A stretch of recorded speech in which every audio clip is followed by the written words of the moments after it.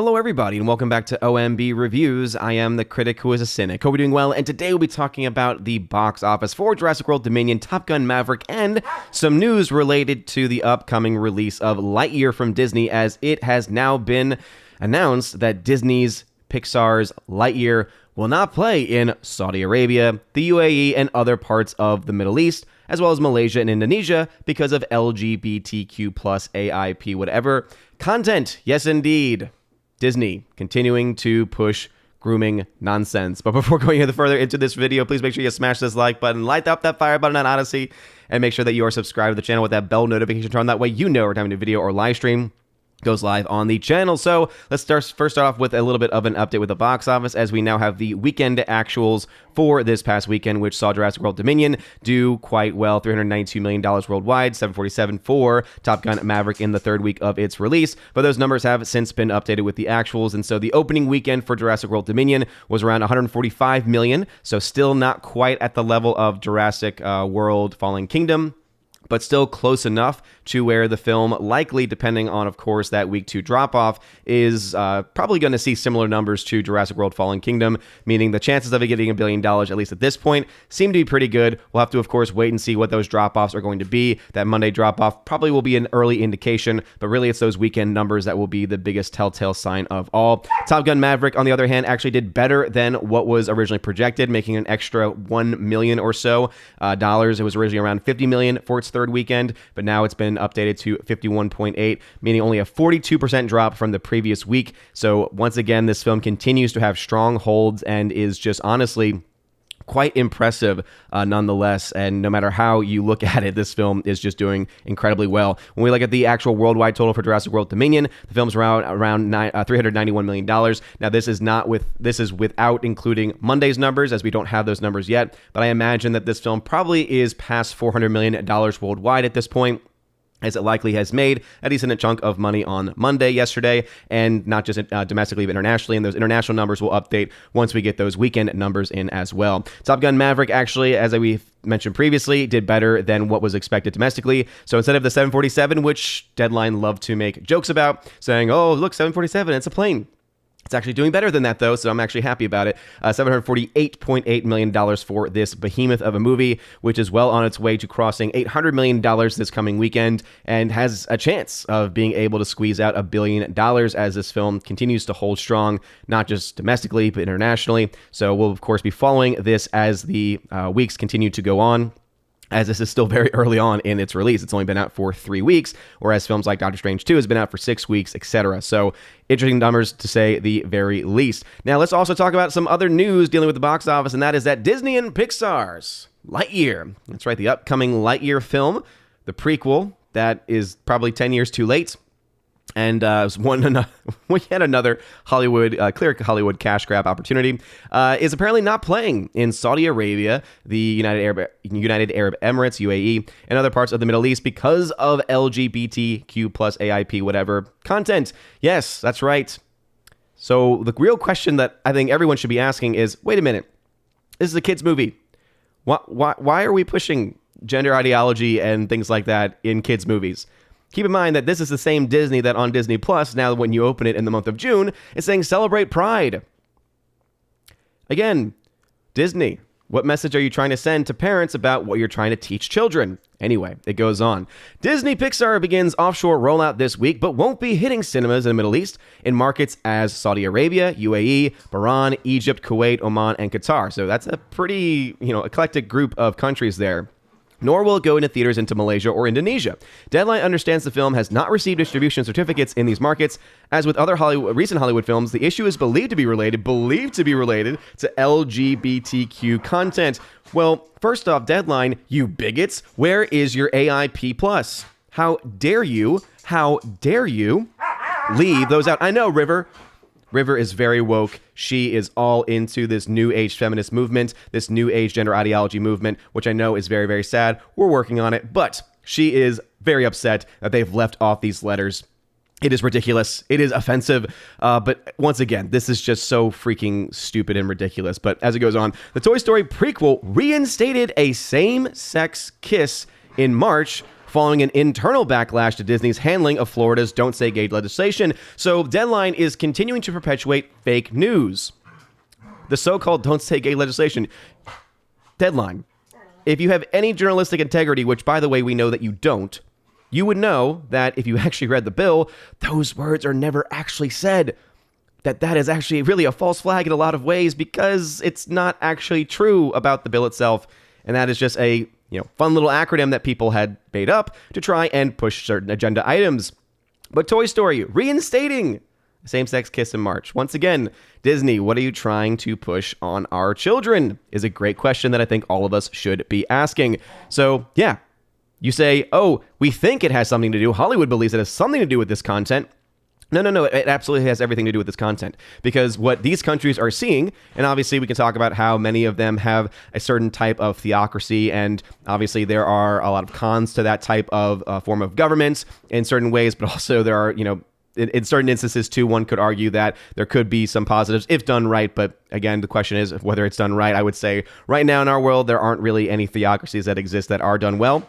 That's a whole other story and a whole other discussion for another day. The main point of it is to say here that when you are dealing with this kind of content and they're able to see that, wait a minute, you're pushing all this gender ideology. And if I was in one of these countries and I'm saying, wait a minute, you're having drag show story hour, you're doing all of this pushing of identity politics. If you were even just to look for a second on TikTok, I would be looking at that and saying, yeah, why would I want any of this garbage from the West coming into my country if this is the kind of nonsense that they're going to be pushing? It's one thing to push concepts of freedom. It's one thing to push general concepts of individual liberty, but to try and very specifically point to and very specifically go after and push gender ideology especially, I think is them being a little bit too overbearing in their content. And hey, I'm going to be actually on the side of the elitist markets on this point because, yeah, if I had a choice, I wouldn't want my kids being exposed to this kind of nonsense either, especially after all the things that we know about the things that they have been pushing and also the lies that they have been saying about different pieces of legislation. It goes on to say, the embrace is between Alicia and a character voiced by Uzo Aduba and another woman. The character's relationship itself was never called into question during the making of the film. A source familiar with the production told Deadline in March, but a kiss between them was originally excised. Pixar was one of the loudest voices criticizing Disney CEO Bob Chapek's handling of the Florida bill. Given the history in the Gulf region, Disney may not even have submitted Lightyear to the Saudi censors. In the UAE, however, the film was reportedly previously dated for June 16th. The Emirates Media Regulatory Office of the Ministry of Youth and Culture tweeted today, Lightyear is not licensed for public screening in all cinemas in UAE due to its violations of the country media content standards. And again, it has absolutely everything to do with the pushing of that kind of content there. What I also thought was pretty interesting was this little bit of news here because they're trying to gaslight every single person reading this article. It says, other recent Disney movies... I know, River. I know. River is very temperamental about these things. Other recent Disney movies to face restrictions in Saudi and around the region for perceived reasons ranging from, this is where they're gaslighting, ranging from depictions of or references to homosexuality to depictions of gods and prophets include West Side Story, Doctor Strange, The Multiverse of Madness, and Eternals. So they're trying to gaslight you to say, oh, there's a lot of reasons why these films don't make it over in the Middle East, including depictions of gods and prophets, when they happen to mention films where every single one of them depicts something related to the LGBTQ play AI plus P, whatever the acronym is now, because it keeps adding every single day. Every single one of these films is related to or has characters that are related to that type of content. I mean, West Side Story itself changes the entire story around one character who in the original film, in the original play, in the original content is, I know, River, I know, is a tomboy character, and they decide to turn them into a non-binary character, which is not at all what the original character was supposed to be. Doctor Strange: The Multiverse of Madness, okay, we have obviously, various depictions within that film as well, pushing certain ideologies with the fact that the film's not really even about Doctor Strange, but is instead about, America Chavez and her two moms and all that nonsense. And then, of course, Eternals, right? Eternals is filled to the brim with identity politics as well. So to try and, gaslight people to say, oh, it has other things like, depictions of gods and prophets. Okay, that may have been true 10 years ago, that would have been something to keep the film from playing there. But right now, it's very clear that the reason why these films are not playing in those areas, the reason why this type of nonsense is being rejected by these countries that have a much higher moral framework, a much higher moral, background, and obviously a theocratic background as well, where the morals are very much influencing their culture and influencing their government and their politics. It's clear that it has everything to do not with depictions of gods and prophets, but rather dealing with the issues of LGBTQIA plus blah, blah, blah, blah, blah, right? And so trying to push this also as just being an issue with homosexuality itself is also very disingenuous, because the West Side Story character is being pushed as a non-binary character, and that is an entirely different subject.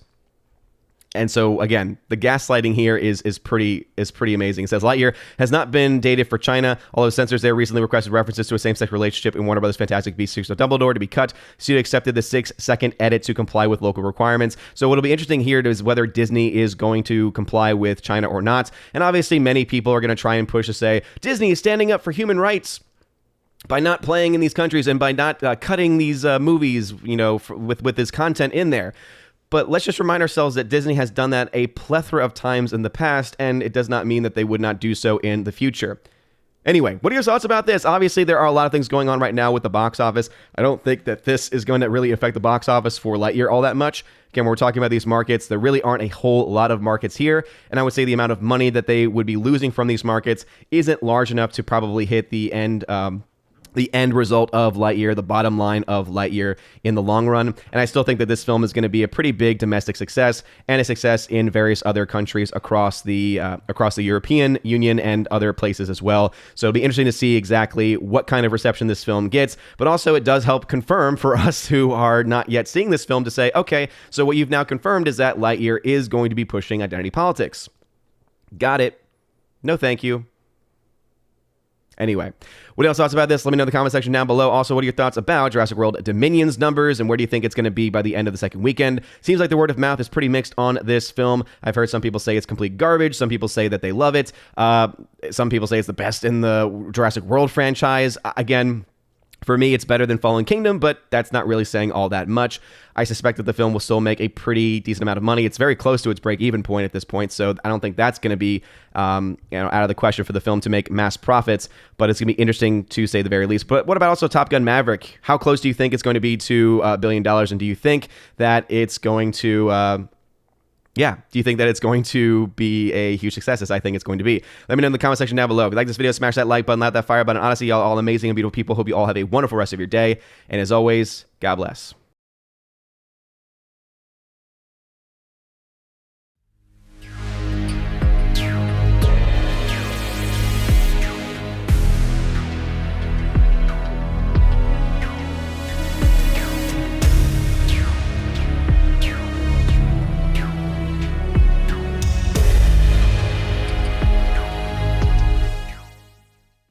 And now for a huge special shout out to my June Keeper of the Bifrost and Chosen of Valhalla level members: Brandon, let's go Brandon, Christopher Bowman, Garrett Searles, Hymir Irie Hymason, Jeff Toon, Joe Horn, Jonathan Carney, Laura, the Modern Major General Story, Father Luca, Mike Jackson, for the win, Mad Mitch Dunaway, or in chat reviews. Make sure to check out his YouTube channel. He just hit 1,000 subscribers. Rosetta Allen, check out her YouTube channel as well. Stan Andrian, Miss Martin Muses, check out her YouTube channel. And also, of course, the amazing Tina B, Empress of the Universe. Check out her YouTube channel, especially her show, Soup to Nuts, that she does with the amazing Stephanie B. Thank y'all very much for supporting me over on Patreon. And a huge shout out to all of my subscribers as well over on Subscribestar at these levels: Matt 317, Storm Tracker, the R, Fast Reaction, Mr. Roy, and also, of course, J-Rod, the Beer Guru, and ZK-Man. You guys are amazing. And a last shout out to my locals members.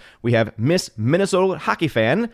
How about a hockey player? We have Mike Jackson for the win once again, Robert Barnes, and Brett D90. So I want to say thank you again for being my members at the Keeper of the Bifrost level and the Chosen of Valhalla levels. If you want your name specially shouted out at the end of every single video and live stream, please check out my links at the Patreon and Subscribestar.